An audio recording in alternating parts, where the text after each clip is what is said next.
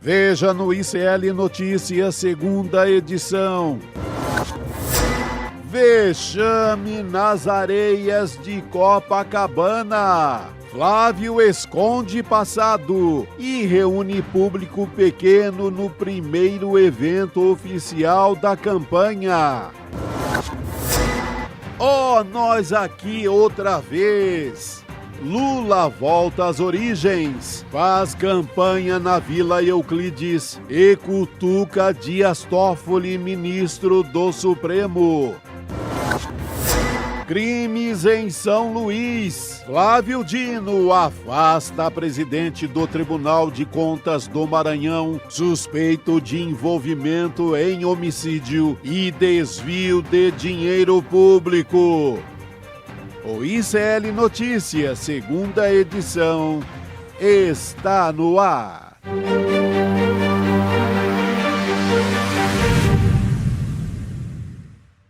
Olá, boa tarde. Seja muito bem-vindo, seja muito bem-vinda. O ICL Notícias, segunda edição, está começando. Estamos ao vivo em todos os nossos canais, dia 17 de agosto de 2026. Boa semana para você, participa junto com a gente. Eu sou a Gabriela Varela e estou aqui ao lado dos meus companheiros Chico Sá, Pedro Costa Júnior. Boa tarde para vocês, meninos. Boa tarde, Gabi, sempre iluminar. Boa tarde, Chico Sá, o maior brasileiro. Opa, assim eu começo muito bem minha semana, assim eu já ganhei meu mês.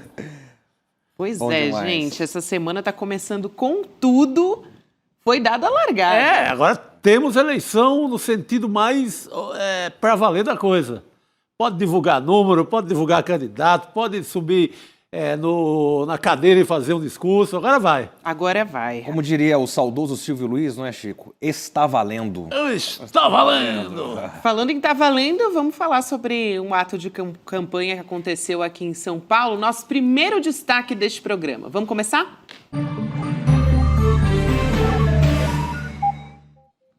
É isso, gente. Falar da Vila Euclides e para o primeiro dia de campanha do presidente Lula, que foi ontem, e deixando muito claro o presidente Lula, não só as suas origens, mas também a marca central da trajetória dele, a luta coletiva por direitos. Você já está vendo imagens aí na sua tela. Eu fui para a ABC Paulista junto com os meus colegas e eu queria fazer uma referência principalmente aqui a Heloísa Vilela, porque ela que fez toda a costura para antes da gente ir para a Vila Euclides, a gente também acompanhar os trabalhadores, o Sindicato dos Metalúrgicos. Eles fizeram um café da manhã antes de ir para esse ato que você está vendo aí na sua tela. Antes de olhar para esse evento, eu queria fazer uma retrospectiva muito rápida aqui, porque em 79, o Lula era presidente do Sindicato dos Metalúrgicos do ABC e discursou nesse mesmo local para milhares de trabalhadores. Você está vendo aí a imagem, né, na sua tela. No estádio, ele estava falando contra o arrocho salarial e, como você está vendo, não tinha microfone, né? Então, ele estava desafiando a ditadura militar e também os trabalhadores eles tinham que ir passando para trás essa mensagem, assim, repetindo as falas dele, né? Foi a consolidação do Lula como líder sindical, só que essa é uma trajetória que é coletiva, é muito simbólica essa imagem que você está vendo na tela, né? E ontem estavam esses mesmos companheiros de trabalho que estavam lá em 79, ontem eles estavam reunidos para tomar esse café, você está vendo aí na tela também, conversaram com a nossa equipe, lembraram como o Lula nunca esqueceu das origens dele. E eu ouvi algo muito marcante de um deles, né, o João Paulo Cavalcante. Ele não está aí nessas imagens, né? A gente está vendo outras pessoas que também estavam lá, muito importantes. Mas ele me disse o seguinte: Lula não é defender uma pessoa, Lula é uma história, é defender o que ele representa. E aí a gente está vendo aí essa frase simbólica, né? Ó, nós aqui outra vez, na camiseta de um deles. De um dos veteranos. E essa mesma frase, ela foi escrita lá atrás, numa faixa, depois da intervenção da ditadura, que chegou a fechar as portas do sindicato naquela época. Então, era uma posição de resistência mesmo, né? E até o nome do estádio, que hoje é 1º de maio, não ironicamente, já levou o nome do general Costa e Silva, antes de ser rebatizado em homenagem à luta operária. Então, tem todo esse resgate histórico da Vila Euclides e está dando estofo para as pautas de agora. Então, a Elo fez imagens, eu queria trazer aqui para a tela, de jovens no estádio, essa aí, que estavam usando bonés pelo fim da escala 6x1, né? Com essa reivindicação, a gente viu placa, cartazes, enfim. Uma semente que foi plantada lá atrás, então, né, pelos metalúrgicos, e agora brota dessa maneira, uma resistência contra tantos retrocessos, né? Reforma trabalhista, pejotização, uberização também, e a representação da juventude exigindo esse tempo para viver, para estudar, para descanso. A redução da jornada de trabalho é a continuidade, eu diria, daquela resistência lá da porta da fábrica. E aí a pauta da dignidade pelo trabalho também está se contrapondo ao golpismo e à intervenção externa. Por quê? Tem um contraste com o campo da extrema-direita. E está muito nítido isso, né? Enquanto na Vila Euclides a gente viu ontem um bandeirão, a bandeira do Brasil, imensa no estádio quando tocava o hino nacional, em outros momentos também, ao mesmo tempo se falava em não tratar o brasileiro como cidadão de segunda categoria, e lá no Rio de Janeiro a gente viu bandeira dos Estados Unidos sendo erguida, né? Durante o hino do Brasil, inclusive. Então, Flávio Bolsonaro resgatou a Débora do Batom, quando a mulher dele escreveu em batom também, na camiseta dele, o Brasil vai vencer. Então, o que fica para mim desse ato ali na Vila Euclides, para resumir tudo, né, que é onde tudo começou, tem ali uma imagem principal disso, que passa pela reafirmação do trabalhador no centro. Parte deles até deixou de se ver assim, né? Porque a direita criou essa imagem de empreendedor de si mesmo. Então, passa pelo resgate dessa identidade e a luta pela soberania também. Passa necessariamente por valorizar o tempo e a vida de quem de fato constrói e produz riqueza no nosso país. Eu queria muito ouvir vocês também, Pedro e Chico, sobre o resgate disso. É importantíssimo, Gabi, o que você traz, porque aí a gente tem toda a história do Lula, a trajetória, a vida do migrante, do cara que sai lá de Caetés, em Garanhuns, chegou aí na Baixada Santista, e deu no que deu, nesse grande líder nacional. Mas o mais importante desse encontro de ontem, você destacou, é a questão da atualização da luta. Isso. O que é essa luta do Lula atualizada? É o fim da jornada 6x1. É, por exemplo, esse proletariado hoje que está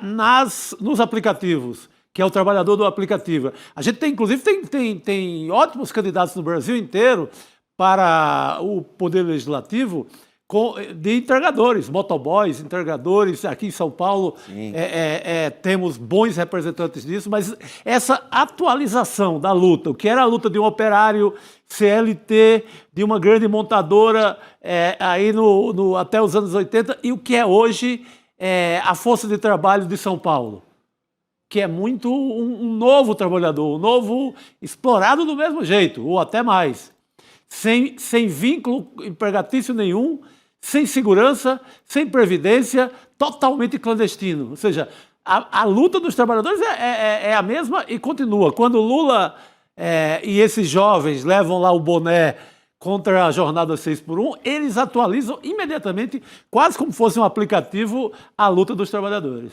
Perfeito. Eu tive lá também, né, Gabi? Como diria o nosso querido educador Paulo Freire, né?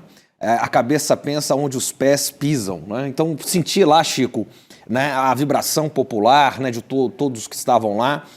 Foi um momento também histórico, porque essas imagens refletindo 79 e refletindo agora, 2026, mostram que a trajetória do Lula e a trajetória do próprio PT é uma trajetória que tem lastro, que tem história. Veja, o presidente Lula começa citando 3 intelectuais do PT. Ele fala que vai citar 3, mas cita mais, né?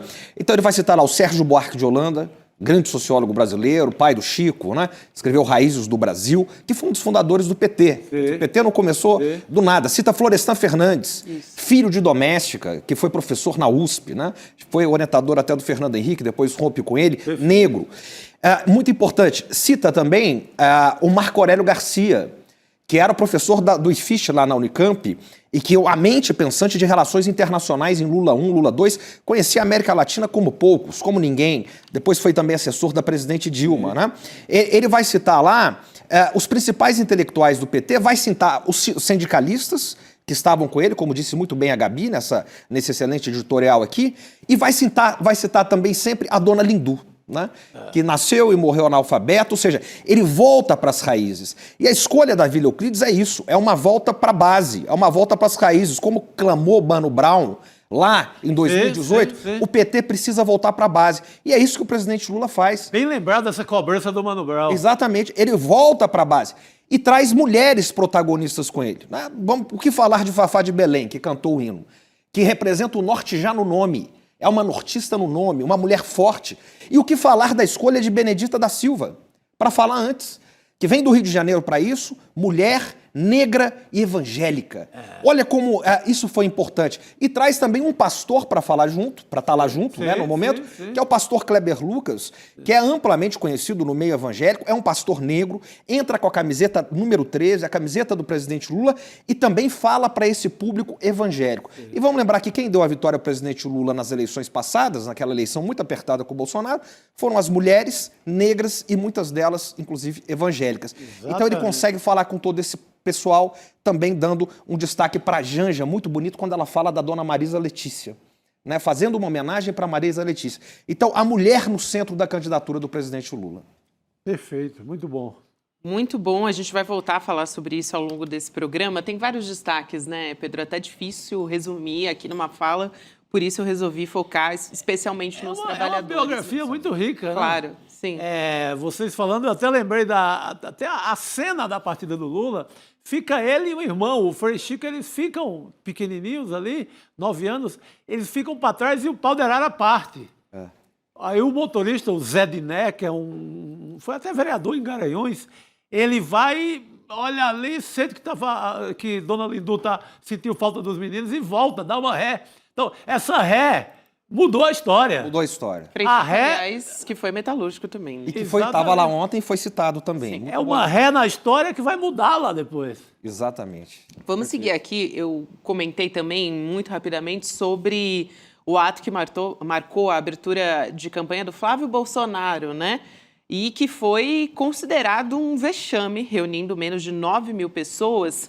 Um dos destaques foi a fala do Flávio Bolsonaro sobre classificar milicianos e criminosos ligados a facções como terroristas.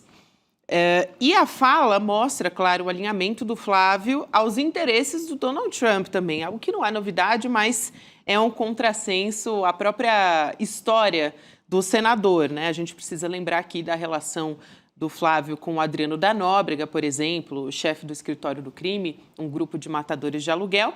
E a Juliana Dalpiva chega para conversar com a gente sobre esse assunto, que é, inclusive, tema do novo episódio do podcast No Alvo, que já está disponível nos tocadores. Ju, boa tarde para você. Boa tarde. Eu venho do passado, né, Gabi? A gente já sabia que o Flávio ia fazer isso lá no ato, então a gente já se adiantou, já deixou tudo pronto para vocês. Mas vamos falar primeiro aqui de como é que foi esse ato ontem, né? Boa tarde, Chico. Boa tarde para toda a nossa comunidade. E olha, gente, eu fiquei, assim, um pouco surpresa pela redução de pessoas lá ontem, porque até achei que iria ter um pouco mais. Não achei que ia ser um flop tão evidente, né? Assim, acreditei que iria existir uma organização do próprio partido para evitar que isso acontecesse, mas eu acho também que isso demonstrou uma certa arrogância do próprio partido em não organizar nem a sua própria base para evitar que o Flávio fosse tão exposto a uma situação que já havia uma previsão, né? Já tinha essa previsão de que não iria ter Michele, de que não iria ter outras pessoas da família e algumas das principais lideranças, e Malafaia, e, enfim, muitas das pessoas que sempre cercaram Jair Bolsonaro. Então, acho que isso demonstra um problema bem grande na casa. O que não significa, eu acho que é bem importante que a gente tenha atenção a isso, que ele esteja tão fragilizado assim, a ponto de despencar em pesquisa. Eu acho que a gente vai viver essa situação que a gente já viu aí nos últimos 2 meses, pelo menos, dessa distância de 4 a 5 pontos, ela vai se estender. até o segundo turno, a menos que, e aí é um pouco o que ronda nos últimos 2 meses isso também, ele tem um grupo ali próximo ao Flávio, tá? Bolsonaristas, muito, assim, numa tentativa de derrubar a candidatura do Flávio. As pessoas não desistiram, estão aliadas a pessoas da Faria Lima nessa, enfim, empreitada, e querem sacudir o jogo, porque não querem uma reeleição do presidente Lula também. Então, esse é um outro movimento, sabe, Chico, a gente tem que prestar muita atenção, porque, assim, no Brasil aprendi nas últimas eleições que a gente não dá por certo, nem por garantido, nem por vitória para ninguém. E nem para eventos extraordinários, né? Praticamente todas as últimas campanhas presidenciais a gente lidou com coisas muito extraordinárias no meio da campanha, em pleno setembro, então tem gente tentando. E aí eu tinha pedido, acho que para a equipe preparar isso, porque, né, Gabi, eu e a Gabi fizemos o roteiro do episódio 2 do No Alvo, e o Flávio tá, né, com esse discurso eterno aí, essa lorota que ele quer contar de segurança pública, como se ele fosse lá um grande defensor de política pública para essa área, o que não é o caso, e a gente conta isso detalhadamente no segundo episódio. E a gente puxou exatamente isso. Essa é a pauta de pedir para os Estados Unidos declarar o PCC e o Comando Vermelho como organizações terroristas. É um discurso que ele faz e repete, mas é uma distração, que é se colocar as pessoas para discutir isso e não prestar atenção no que ele efetivamente fez, em termos de política pública, que é nada, e o que ele fez concretamente, que é homenagear uma série de bandidos, uma relação muito próxima com vários policiais que se tornaram integrantes de organizações criminosas no Rio de Janeiro. Exato. E não só, né? Depois, em Brasília, isso cresceu, chega a Daniel Vorcari e tudo mais. Aí eu não sei se a gente já chama os trechinhos do podcast. Ju, temos sim. Como você disse, muito boa essa sua fala, né? Venho do passado, a gente já sabia. Aliás, nem o Flávio disfarçava, né, Chico? Não disfarçava. Olha, e pegou, viu, que eu vi de gente espalhando o No Alvo nesse final de semana. Não é brincadeira. Pegou para valer, como deveria, né? Porque é uma bela história.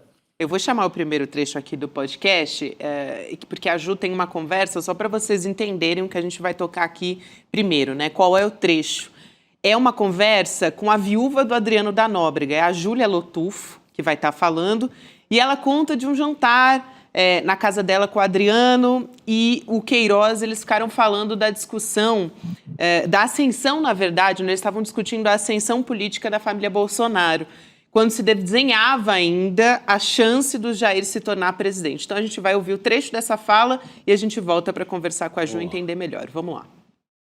Ao mesmo tempo em que se caçava o Adriano, também começava a apuração sobre o desvio de dinheiro público no gabinete do Flávio na Alerj. Mas meses antes dessa situação toda, o Adriano tinha acompanhado, por meio do Fabrício Queiroz, a ascensão do clã Bolsonaro. Quando veio a candidatura, teve um jantar lá em casa, um almoço, a Adriano fez um almoço com o Queiroz, e ele contando da candidatura que estava bem no início, um projeto de candidatura. E os dois, eu lembro disso, como alto, os dois rindo. Caralho, que loucura, será que vai dar certo? Eu pensei, o Bolsonaro presidente. Aí eles, caralho, acho que não. Era uma coisa assim que ninguém ia acreditar. Alguns meses depois, tudo mudou. A movimentação milionária na conta do Queiroz veio à tona e até a mãe do Adriano começou a aparecer na televisão envolvida no esquema de desvio de dinheiro público do Flávio. Aí, Ju, para a gente entender melhor esse contexto, vale a pena, Ju, trazer aqui o contexto dessa conversa com a Júlia Lotufo. Até para a gente botar todo mundo aqui na mesma página, esse é um episódio que eu e a Gabi trabalhamos muito toda a história do Flávio em meio a essa defesa dos policiais bandidos aqui, de matadores. Essa é a designação mais correta para falar de Adriano da Nóbrega. E eu entrevistei a Júlia Lotufo, que é viúva do Adriano, várias vezes, desde 2022. Esse é um trecho de uma entrevista que ela relembrou a intimidade, né? Quer dizer, Fabrício Queiroz, que é um braço direito do Bolsonaro, do clã como um todo, mas principalmente do Jair, mas também do Flávio. Até ontem a gente tem isso aí para mostrar para vocês. Quem é que estava lá? Estava lá Fabrício Queiroz, e a gente não pode dizer que o Flávio seja alguém que não é dado a reconhecer seus relacionamentos, muito menos insensível de terminar seus relacionamentos pessoalmente, né, como a situação com o Daniel Vorcaro. Mas o Flávio não só viu, né, o Queiroz, falou, abraçou. E aí, depois acho que a produção bota esse vídeo pra gente. Mas esse trecho aí, ó, a imagem do Queiroz e do Flávio ontem, o Igor estava distribuindo pra gente isso, ele que notou mais cedo. Mas esse nível de intimidade. E era essa pessoa que conversava com o Adriano da Nóbrega a ponto de trazer ali para a intimidade do Flávio Bolsonaro, com o aval de Jair Bolsonaro, a mãe e a então mulher, porque naquela época, entre 2005 e 2007, ela ainda era a mulher do Adriano. Ela depois acho que a partir de 2011 e 2012, ele passa a viver com a Júlia, que é a pessoa que vocês ouviram falar, que é a mulher com quem ele viveu os últimos anos da vida dele, a última década da vida dele praticamente. E a Júlia sabe muitos detalhes sobre como a mãe e a ex-mulher do Adriano participaram do esquema criminoso. E gravações da Júlia, interceptações telefônicas obtidas pelo Ministério Público do Rio de Janeiro em operações que investigavam a milícia, ela também falou sobre isso. Essas provas o Ministério Público tem, não usou, não sei por quê, em que ela conta detalhes de como ela sabia sobre o esquema todo no gabinete. Esse é um outro trecho que eu deixei pedido para a produção para separar, que a Júlia explicou o que é que ela sabia sobre como é que se dava a participação da mãe e da ex-mulher do Adriano no esquema do gabinete do Flávio. A gente tem esse trecho também, Ju. Vamos tocar agora, então, a Júlia falando sobre a Daniele da Nóbrega, né? Uma das funcionárias fantasmas do gabinete do Flávio quando ele estava na Alerj. Vamos ouvir. Não era uma economia que ele fazia botando ela no gabinete e não teria que pagar pensão, porque ele voltava o dinheiro. Então não era economia, mas era a maneira, ele queria aposentar ela. Ele falou, não, porque é menos um peso nas minhas costas. Ele queria aposentar a mãe e a Daniele. Por isso que ele queria a vaga, era a aposentadoria que ele queria. Que aí ele se sentiria com peso a menos, entendeu? E aí ela iria se aposentar, e era o que o Adriano queria, manter a vaga das duas para complementar a aposentadoria. E aí ele tirava essa mochila das costas dele, entendeu? E esse era o objetivo de manter as duas na função, porque financeiramente não tem sentido. O Adriano tinha dinheiro suficiente para dar diretamente a elas, né? A função era essa. Ju. Até, Pedro, boa noite. Eu acabei esquecendo, no meu nervoso do início da fala, acabei esquecendo de te cumprimentar. Boa noite, querida. Parabéns pelo trabalho. Excelente. Obrigada. Eu queria explicar para quem está ouvindo, para vocês entenderem o que é tal de pensão, mochila nas costas.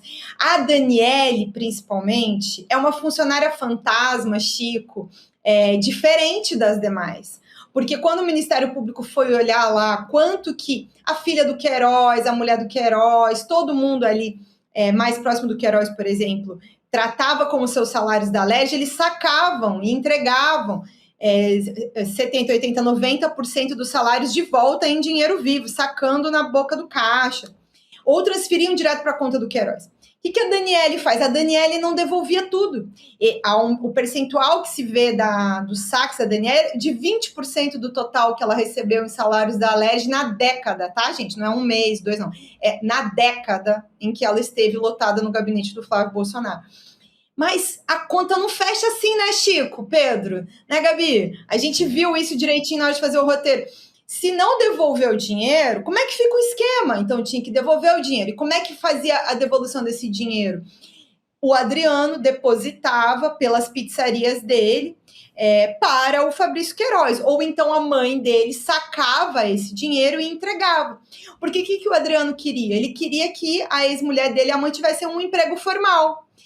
Para não ficar atrapalhando ali a situação deles, os negócios, e também para que em algum momento elas pudessem se aposentar, que é o que a Júlia está falando.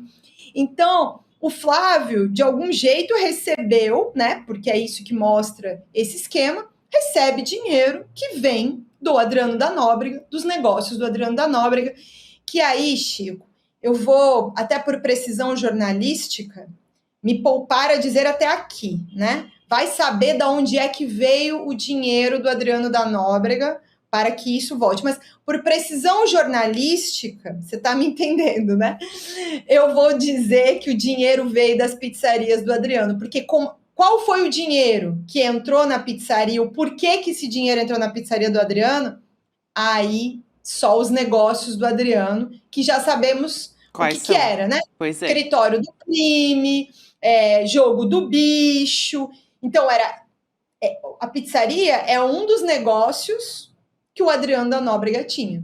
E era dali que vinha o dinheiro que o Adriano inteirava de volta ao esquema do Flávio Bolsonaro para que a mulher dele ficasse com 80%, ela diretamente, porque parte do acordo era entregar praticamente tudo. Não dava para um funcionário fantasma ficar com 80% do salário.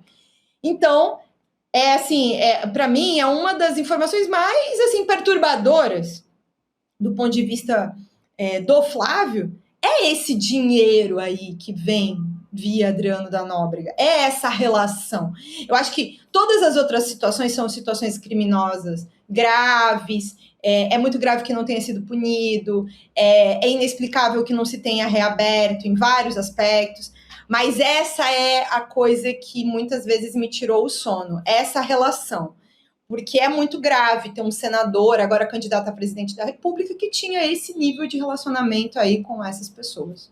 É simples a conta, né, Chico? Porque se ele usava esse dinheiro, né, como a Ju explicava, né, de onde vinha o dinheiro do Adriano da Nóbrega, escritório do crime, enfim, jogo do bicho e tal, se ele usava para inteirar em todo o esquema da rachadinha, qual é o resultado dessa conta, né?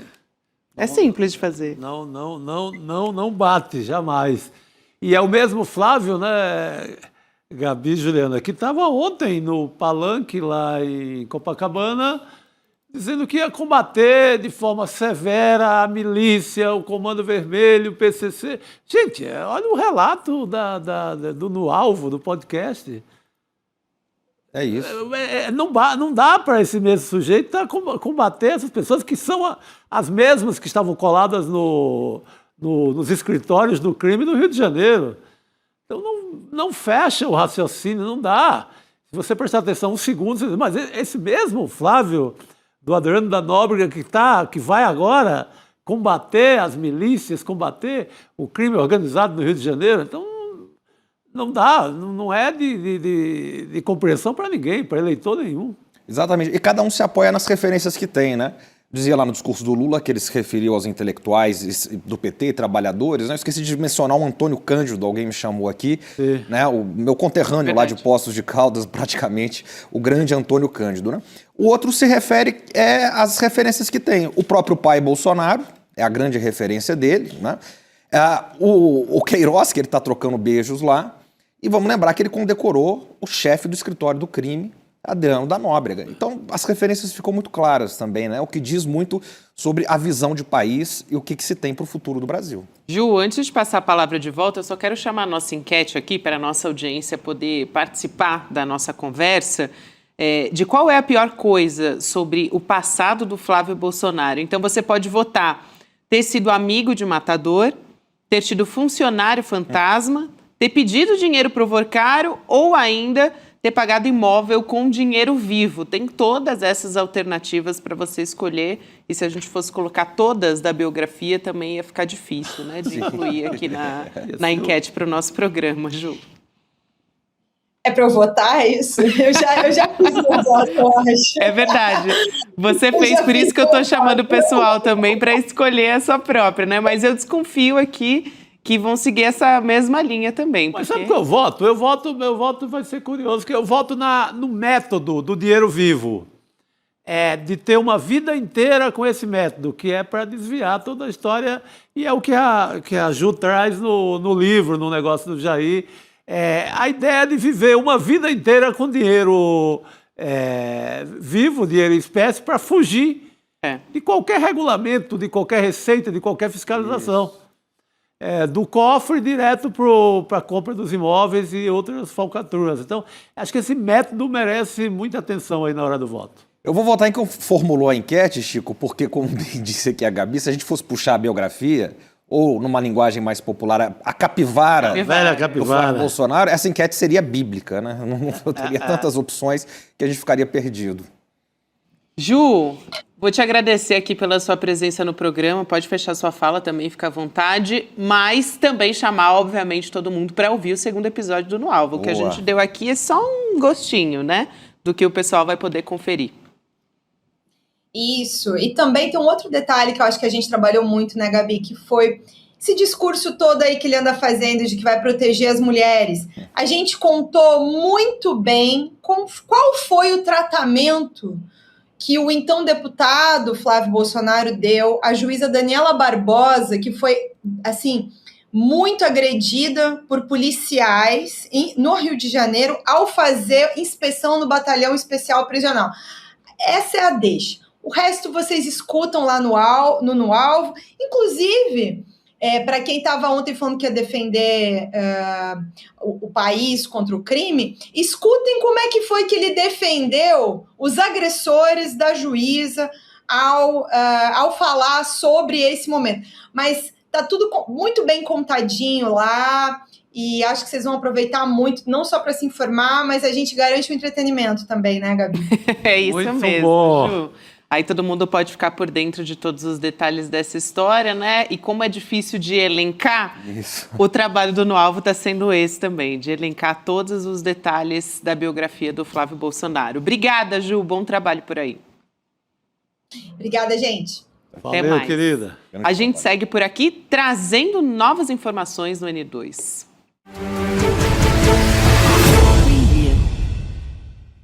Bruno Concílio, boa tarde para você. Boa tarde, Gabi. Boa tarde, Chico. Boa tarde, Pedro. Vamos começar falando do Maranhão. O ministro Flávio Dino determinou o afastamento do presidente do Tribunal de Contas do Estado, Daniel Brandão, que inclusive é sobrinho do governador Carlos Brandão, do MDB. O Daniel é investigado pela suposta participação em um esquema que envolve desvio de dinheiro público, cobrança de propina e homicídio. Na decisão, o Dino diz que o grupo investigado vem tentando blindar a identificação de Daniel Brandão nas apurações e que há fortes indícios de que ele utilizou o cargo no tribunal para burlar as investigações. A defesa de Brandão ainda não se manifestou sobre o afastamento, que deve durar pelo menos 180 dias. Agora vamos falar da Igreja Universal. Após a matéria do ICL, a Universal foi denunciada ao Ministério Público Eleitoral por usar a igreja para fazer campanha. Entre uma lista extensa de crimes, a representação pede apuração de abuso de poder econômico, político e religioso e propaganda eleitoral em templos e bens de uso comum. A Associação Movimento Brasil Laico argumenta que a campanha foi estrategicamente calibrada para durar 52 dias, terminando exatamente no dia das eleições em primeiro turno. E para fechar, vamos com uma matéria exclusiva do nosso portal. Um levantamento feito pelo ICL mostra que o número de candidatos que usam patentes ou graduações militares no nome de urna caiu 40% entre as eleições de 22 e 26. Mas outro indicador da presença de militares na disputa eleitoral avançou no período. Os candidatos que declararam como ocupação membro das Forças Armadas passaram de 63 para 82, que aí dá uma alta de 30%, né? Esse crescimento ele foi acompanhado por uma concentração no PL, que triplicou os nomes desse grupo de 7 para 21 e passou a concentrar 1 em cada 4 candidatos que declararam essa ocupação. É com você, Gabi. Obrigada, Bruno Concílio, que depois volta de novo com mais informações. Gente, semana passada eu estava perguntando para o pessoal aqui na mesa se eles estavam com saudades do Despertar e também anunciei as datas, né, que já estavam disponíveis. Agora, de fato, a venda dos ingressos já começou, só que mais do que isso, né, venda dos dias 19 e 20 de setembro, tá, para você anotar aí na sua agenda. A gente já tem um spoiler para vocês, né, dos convidados. Então, antes da gente conversar aqui na mesa, vamos assistir esse trechinho para saber quem é que vai ser convidado? Vamos nessa. E é por isso que a gente está aqui, para resistir.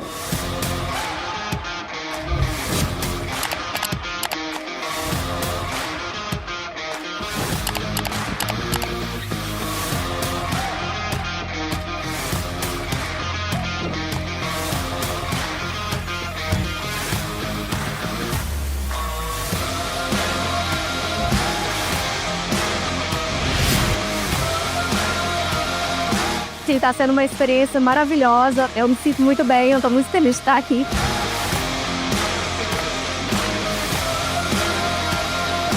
Chegou a hora de despertar.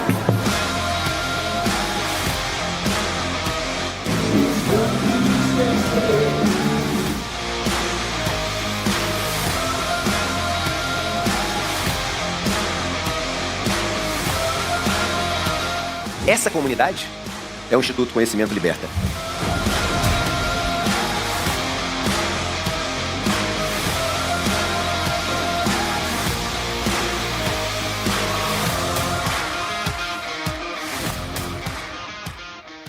Gente, eu falei da venda de ingressos, eu esqueci de falar uma coisa muito importante. A gente está no lote promocional. Opa. Então, importante aqui, vai em icl.com.br/evento, ou então também dá para acessar o link Despertar 2026.com.br para você garantir com preços promocionais, então, Chico. Nossa, eu fiquei vendo o elenco aí, vendo o que já Lembrando, passou, né, e o que teremos esse ano. Marcelo Adnet, imagina. Eita. Tá garantido. Tá garantido O entretenimento está garantido, né? A diversão pura.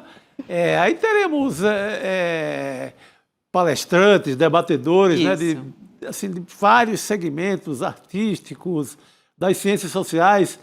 Eu ia quase dizer uma coisa agora, mas não sei se está autorizado ainda, então eu vou deixar para amanhã. Mas me conta depois. Depois curiosa. não. Eu gosto de spoiler. Olha, é muito importante para quem é do ICL, é uma bela de uma nova... novidade, então. Novidade total. Mas não sei se está liberado ainda. Na dúvida, eu vou deixar para amanhã. Tá bom. Então amanhã a gente conta para vocês. Eu fiquei curiosa agora também. Você ressaltou aí várias figuras que estiveram com a gente, que vão estar agora. Você falou do Adnet, também a Maria da Penha, né? Um ícone. E acho que no momento mais importante do que nunca para a gente falar de violência doméstica também. Isso. E eu estou muito animado porque vai ser o meu primeiro, né? Desde que eu voltei para São Paulo, né? Voltei em março. Uma oportunidade para toda a nossa comunidade também de conhecer pessoalmente. Claro, Para quem ainda não conhece. O gostoso lá é isso, é conhecer gente que nos vê, que é da comunidade CL no Brasil inteiro, assim, sabe? Então já estou com frio na barriga aí. Total. Vão se preparando então, gente. Vamos nos preparando e a gente traz o nosso próximo destaque aqui na SN2.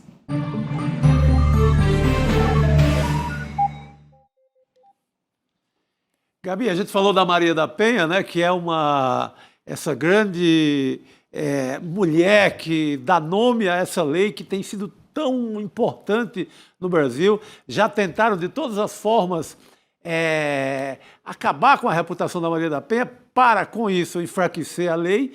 E hoje tivemos um episódio aqui no centro de São Paulo, ali nos arredores do Teatro Municipal, no centrão mesmo de São Paulo, num ato da campanha do candidato ao governo do Estado, Fernando Haddad, com as candidatas ao Senado, com a Simone Tebet e a Marina Silva.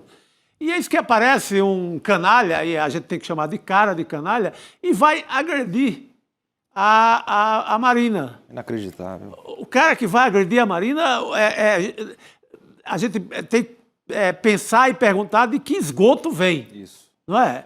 É igual aqueles personagens, aqueles seres apontados na música dos Titãs.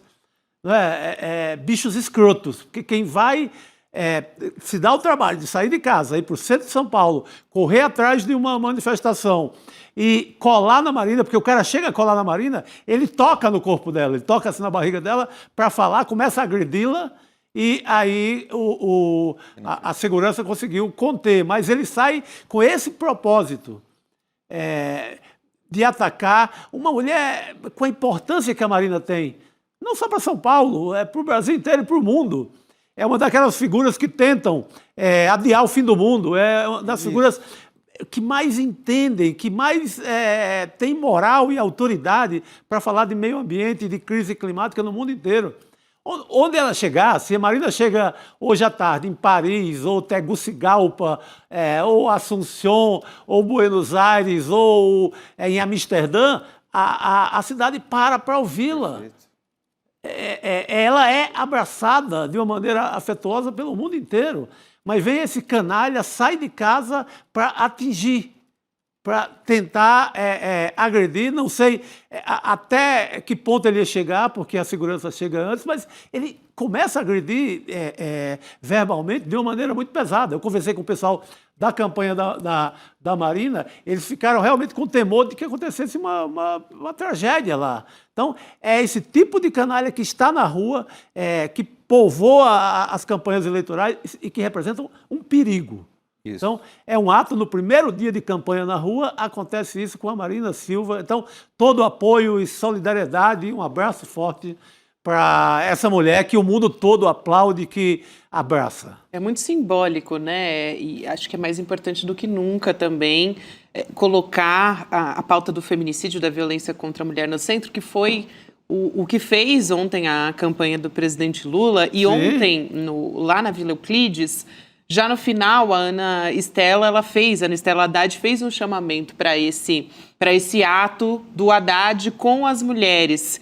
Então, demonstra essa importância. E uma outra coisa, Pedro, muito rapidamente para eu te passar a palavra, que me chamou a atenção, é como tanto a Marina Silva quanto a Simone Tebet, elas estão anunciando o voto, né, puxando o voto para as duas. Então, deixando claro, é lógico que tem a estratégia de campanha, né, para puxarem as duas na chapa, mas também elas sempre batem nessa tecla de que são duas mulheres, enfim, a oportunidade de eleger duas mulheres, elas estão tratando sempre, nunca pedindo voto só para si, mas sim para as duas. Então, é uma estratégia política, é lógico, mas também chamando a atenção para isso, né, para ter mais mulheres nesses espaços, são espaços de poder, e também para falar da violência contra a mulher. É muito simbólico que isso tenha acontecido no primeiro ato de campanha com as mulheres do Haddad. O que contrasta também com a ausência de mulheres no lançamento da campanha do Flávio. Quer dizer, a principal mulher do bolsonarismo, a principal arregimentadora de votos, não estava lá, que é a Michelle. Sim. Ou seja, o que a Michelle estava fazendo ontem de mais importante, que ela não podia estar na candidatura do Flávio Bolsonaro. Sim. Então essa ausência chama muita atenção. E com relação ao feminicídio especificamente, Gabi, é bom lembrar que o Brasil reduziu o número de feminicídio nos últimos anos, nesses últimos 3 anos e meio, para ser preciso, mas o estado de São Paulo aumentou. Então qual é o recado que tem sido passado aqui pelo estado de São Paulo? E lembrar também, Chico, nessa lembrança da Marina, muito boa, que a Marina é também, digamos, filha, tem como mestre, né, uma discípula de Chico Mendes, que o presidente Lula citou ontem e que foi assassinado, que também ele sofreu violência, inclusive com a própria morte. Então é um momento histórico muito gritante esse. Bem lembrado do Chico Mendes. Fundamental. Eu vou girar aqui a pauta, mas antes chamar Jamil Chad para participar da nossa mesa redonda. Jamil, boa tarde para você, bem-vindo. Gabi, boa tarde, Chico, boa tarde, Pedro. Bom estar aqui com vocês. Primeiro destaque que eu quero trazer aqui é uma matéria, uma reportagem do Jamil, que está lá no nosso site, do iclnoticias.com.br, com as principais propostas de cada candidato à presidência sobre política externa. E, assim, o Jamil acertou muito. O Jamil sempre acerta, né? Ele tem esse costume. Mas nesse caso ele acertou muito, porque a gente está falando, talvez, da campanha em que uma das principais marcas é a política no exterior, né, Jamil? Por conta desse momento que a gente está vivendo. A gente tem um resumo de cada um deles. Eu vou chamar aqui o primeiro, que é do presidente Lula, depois já passo a palavra para o Jamil e ele vai comandando aqui os demais programas, né?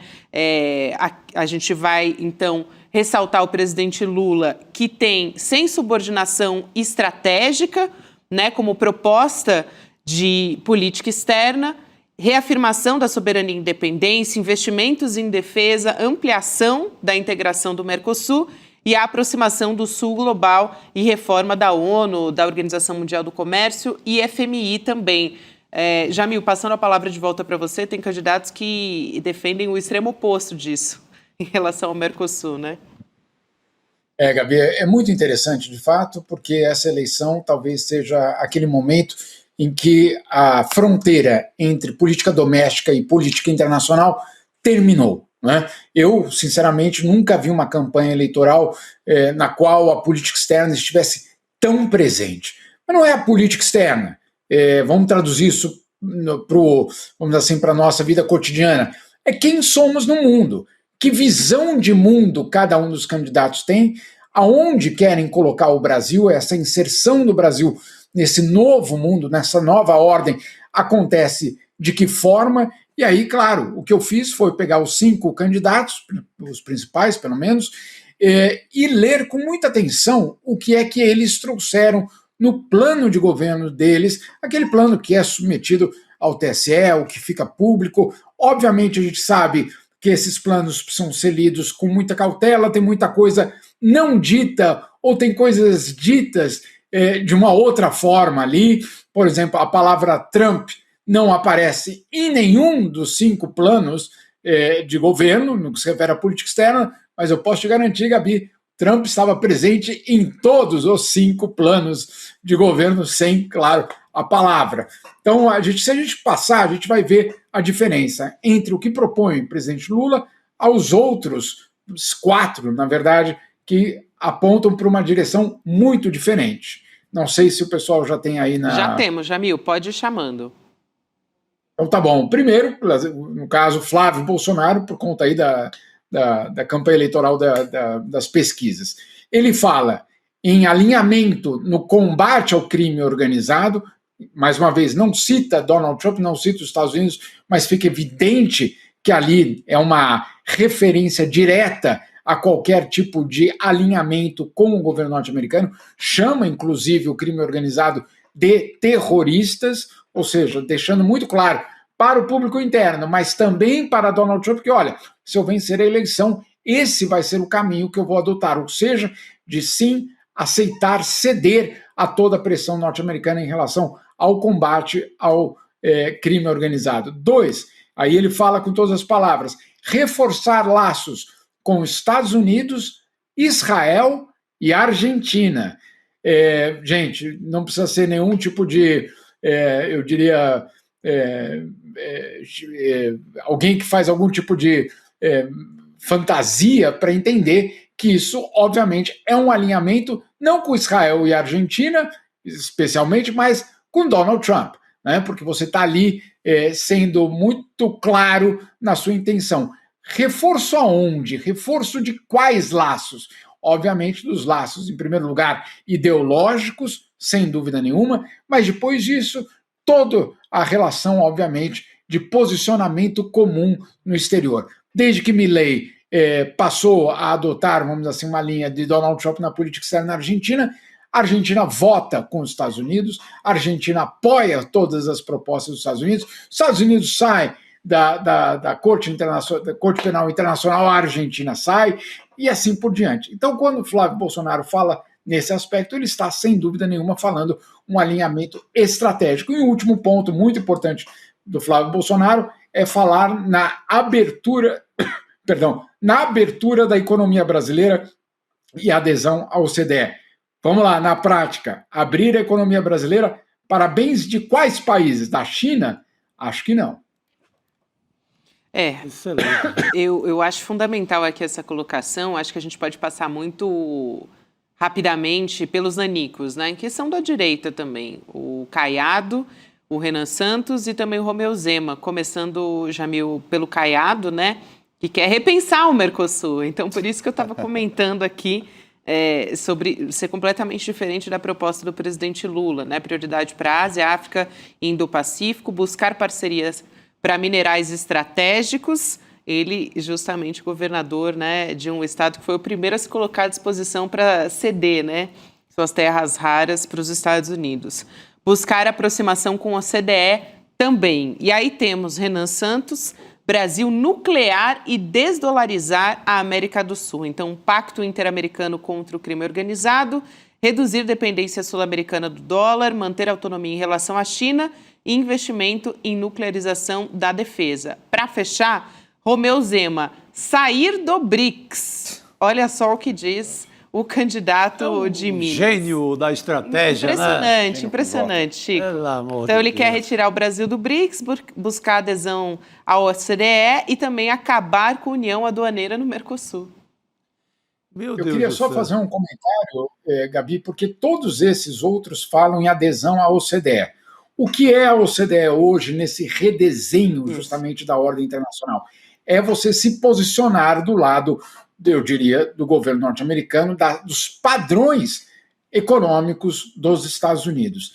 É isso que significa hoje adesão à OCDE. É você dizer muito claramente, eu não preciso de autonomia, eu posso aceitar as regras estabelecidas pela OCDE como melhores práticas, e eu, basicamente, vou me alinhar, eu estou anunciando ao mundo que, ao fazer parte da OCDE, eu abro mão, inclusive, do meu status de sul global. É isso, basicamente, a sinalização que é dada. Quando a gente lê aproximação à OCDE, que parece uma coisa positiva, parece, olha, um outro organismo internacional que o Brasil pode fazer parte, tudo isso é verdade. Agora, o que está por trás dessa adesão e dessa aproximação é, acima de tudo, alinhar a sua postura, a sua política externa ao Ocidente, e eu diria não qualquer Ocidente, o Ocidente, claro, ditado por Donald Trump. Sair do BRICS, não preciso aqui nem comentar o que significaria. E, agora, um outro ponto que todos aqui falam, Caiado e Zema principalmente, reduzir o papel do Mercosul. O Mercosul não é tão importante, o Mercosul pode ter as suas regras flexibilizadas e, basicamente, enfraquecido. Jamil, eu quero muito agradecer por você ter feito essa reportagem. Eu acho que é um olhar que a gente tem que ter e passa a ser assim, fundamental, né? A gente colocar...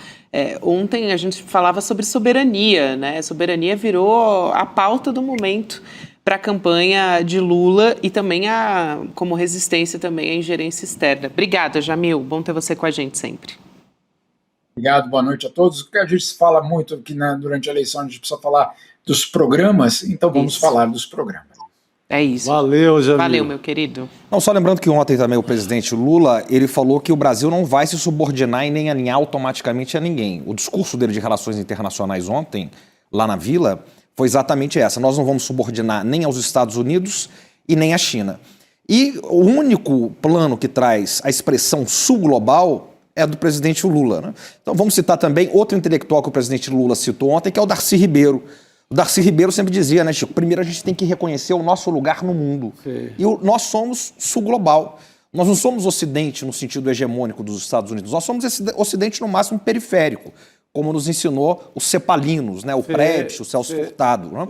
Então, o único que aparece sul global é o presidente Lula, e a ênfase do presidente Lula, que eu diria que é uma diferença na política externa, no plano para esse governo dos anteriores, na coisa da soberania militar. Exatamente porque a gente tem a questão das terras raras, que ele levantou muito fortemente ontem. Eu diria que esse é um detalhe muito importante para o Lula 4. Muito bom. Pedro, Chico, eu quero também chamar hoje para a entrevista do Chico Pinheiro Entrevista, que é coladinho aqui com a gente, portanto, 6h30 da tarde. O convidado da vez é o excelentíssimo professor Cláudio Couto, cientista político, que, assim, tem um trabalho fundamental, ele é professor da FGV. A gente traz um trechinho do que você pode esperar dessa conversa. Vamos assistir. Uma coisa que eu acho muito preocupante é o tipo de discurso, por exemplo, que a Michele Bolsonaro já fez várias vezes, e que o Flávio Bolsonaro copiou recentemente, que é aquele de dizer que o que está em jogo nessa eleição, e na política, portanto, é a disputa do bem contra o mal. Isso não é a democracia. Mas é o Armagedon veio lá da época do Reagan, né? Que começou com essa teoria do Armagedon, do fim do mundo, as forças do bem contra as forças do mal. Mas nesse caso eu acho que tem uma característica diferente, porque é lidar com a política numa chave religiosa de tal monta, e aí pegando o discurso da Michelle, ela fala, o que temos aqui é uma guerra espiritual, né? É um conflito, né, de potestades. É disso que ela está falando. Ou seja, ela está dizendo o seguinte, nós estamos com Deus, eles estão com o diabo. Quando você transforma o seu adversário político no diabo, não dá mais para ter jogo democrático. Aí você tem que matar o diabo. Então, o destaque do professor Cláudio Couto, que é muito bom, excelente. Tá no clima Deus e o Diabo na Terra do Sol. É isso aí. Muito bom. O professor é craque absoluto. Absoluto. Assisti umas aulas dele lá na PUC São Paulo, na época do mestrado. Privilégio. Excelente professor, recomendado. Vamos chamar mais notícias quentes aqui no N2. Bruno Concílio de volta. Boa noite, Gabi. A gente volta a falar de Flávio Bolsonaro. O candidato à presidência do PL quer ressuscitar as ideias do pai. Entre elas, tirar as universidades federais da alçada do Ministério da Educação e transferir para o Ministério da Ciência e Tecnologia. Olha só que absurdo. O Flávio ele afirma que as agências de fomento à pesquisa devem priorizar o impacto produtivo e se aproximar da demanda das empresas. Segundo ele, a ideia é deixar o MEC focado na educação básica para, abre aspas, resolver o analfabetismo funcional legado do PT, fecha aspas. Vale lembrar que, pelos dados do IDEB, o Índice de Educação Básica, os alunos tiveram um desempenho melhor em 23, com Lula na presidência comparado aos anos anteriores do governo Bolsonaro. Agora vamos de pesquisa. Um novo levantamento da BTG Nexus, divulgado hoje, mostra o presidente Lula empatado dentro da margem de erro com o senador Flávio Bolsonaro em intenções de voto no segundo turno das eleições. No levantamento anterior, de 10 de agosto, o cenário era o mesmo. A pesquisa ouviu 2.003 eleitores por telefone de 14 a 16 de agosto. É com você, Gabi. Obrigada, Bruno Concílio. Já aproveito aqui para chamar o resultado da nossa enquete. Qual a pior coisa sobre o passado do Flávio Bolsonaro? 43% votaram em ter sido amigo de matador. Portanto, trazendo aqui a imagem do Adriano da Nóbrega, você pode ouvir tudo no podcast No Alvo, essa história completa. E muita gente votou, foi por esse caminho, né, Pedro? Mas tinha dar dinheiro pro Vorcaro. Tinha o Vorcaro em segundo lugar, né? O irmão, né? Isso, em terceiro, dinheiro vivo. Segundo o próprio Flávio Bolsonaro, né? A definição que o Vorcaro é irmão é do próprio Flávio Bolsonaro, não é de ninguém, não é calúnia. E só para fechar esse balanço, né, dos lançamentos oficiais da candidatura, como nós brincamos aqui no começo, agora está valendo, né? Eu diria que se a gente olhasse só para a foto desse dia de lançamento, ou seja, de ontem, a candidatura do presidente Lula e do PT deu uma goleada, Chico. Foi uma espécie de 7-1. De um lado, um estádio lotado, cheio das presenças que nós dissemos, e do outro lado, só reforçando as ausências que tiveram. Não estava lá nem Michele Bolsonaro, como nós dissemos, mas também não estava Silas Malafaia, não estava Tarcísio e não estava Nicolas, os campeões de votos do PL. E, principalmente, não estava o povo, menos de 9 mil pessoas. Então, de um lado, muita presença, de outro lado, muita ausência. É isso, fechamos com chave de ouro aqui com esse comentário. Perfeito. Chico, amanhã estaremos de volta, meu amigo. De novo, sempre. Quinta-feira. Um prazer. Obrigada. Você está de volta na quinta, a gente te aguarda ansiosamente. Obrigada, gente. Boa noite para você que também nos acompanhou até aqui. Fica agora com o Chico Pinheiro Entrevista. Até amanhã, pessoal. Tchau, tchau. Esse mundo online é incrível. Provavelmente a gente se conhece através dele. Mas o mundo presencial é e sempre será muito especial, porque é nele que a gente sente o calor humano, é ele que dá aquele arrepio, é ele que faz a gente sentir de verdade que tem mais gente junto com a gente na nossa luta, compartilhando os mesmos ideais, querendo junto um novo mundo.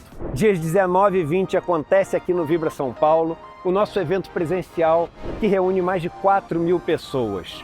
E no palco, os nomes mais inspiradores do Brasil e do mundo. E esse ano, você tem que fazer parte. Nesse ano, há preços ainda mais baixos que nos anos anteriores. Um pedido que todos vocês fizeram, para todo mundo poder participar. Te encontro no dia 19 e 20 de setembro. Vambora! Todos os dias, as principais notícias do Brasil e do mundo direto no seu WhatsApp, com informação de qualidade e sem fake news. Escaneie agora o QR Code e entre para o canal do ICL Notícias. Informação que importa onde você estiver.